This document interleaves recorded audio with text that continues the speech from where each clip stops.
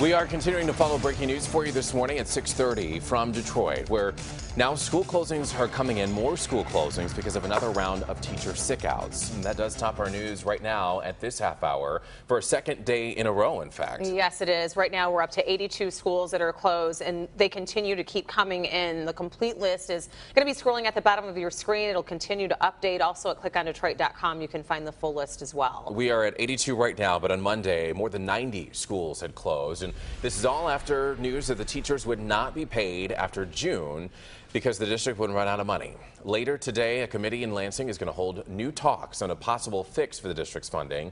Local 4's Nick Monticelli is live for us this morning with that side of the story. Obviously, all eyes are on this, Nick.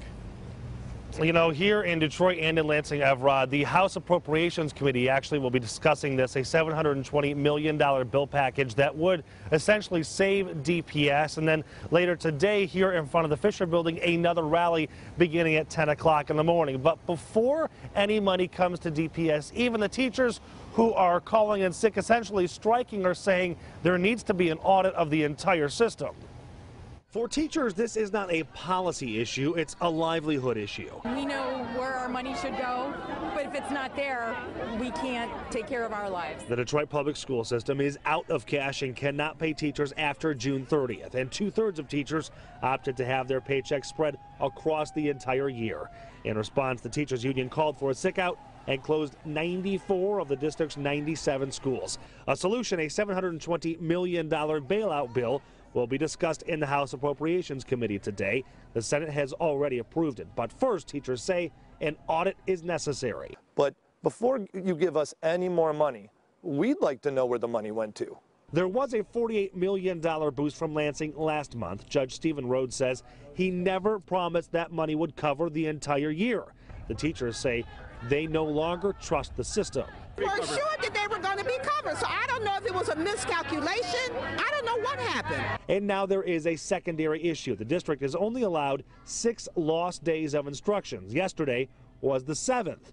And without making up an extra day, Rhodes says the district could be forced to repay $2 million in state aid. The loss of these funds does nothing to help the district address the serious issues that we have all been working to address, including student-teacher ratios and smaller class sizes.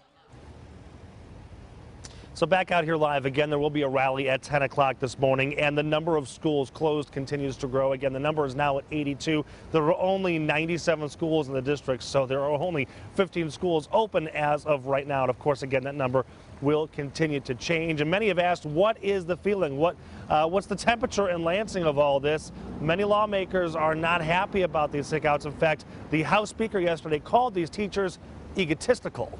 Well, you're live here at the Fisher Theater. Nick Monticelli, Local 4 News today. Thank you, Nick. And all morning long, we've been asking you at home what you think of the situation with Detroit Public Schools. Here's what some of you had to say.